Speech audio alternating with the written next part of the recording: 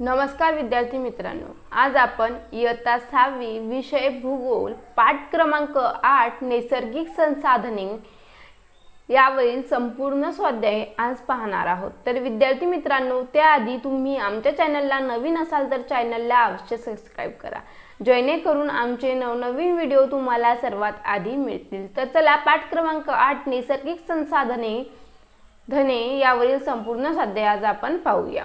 तर बघा, त्यामध्ये अ दिलेला आपल्याला खालील नैसर्गिक संसाधनांचा उपयोग करा। पहिलं पाणी।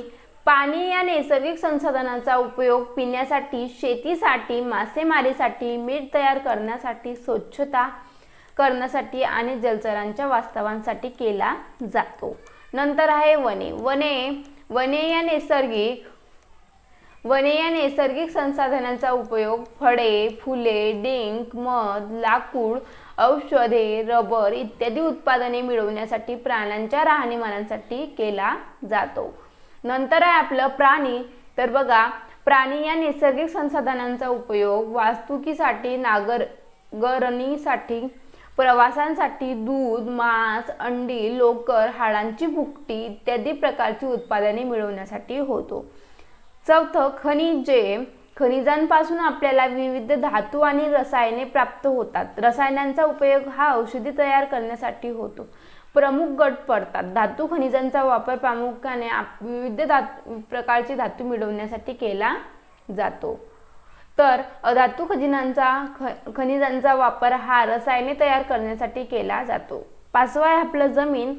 मृदा या नैसर्गिक संसाधनांचा उपयोग खनिजे, विविध प्रकारच्या वनस्पती, नैसर्गिक संसाधने मिळवण्यासाठी, बांधकाम, सजीवांच्या वास्तवांसाठी, खरेदी विक्री, व्यापारांसाठी, जागेचा वापर करणे इत्यादींसाठी केला जातो।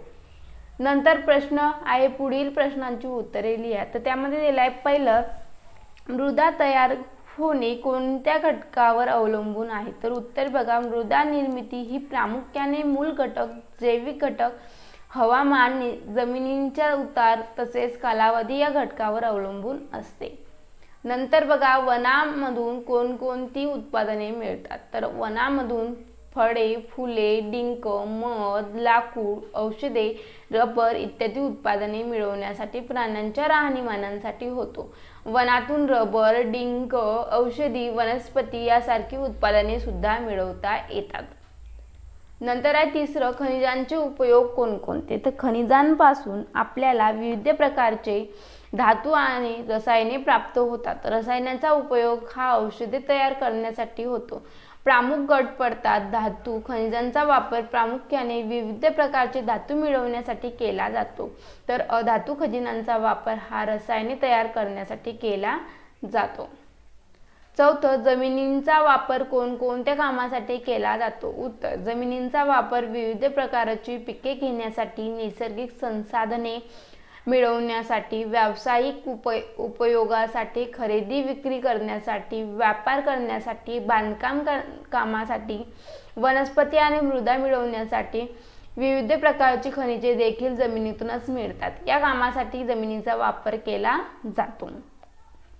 पाचवं, नैसर्गिक संसाधनांचे संवर्धन करणे का गरजेचे आहे? उत्तर, नैसर्गिक संसाधने निसर्गात आधीपासून उपलब्ध असतात।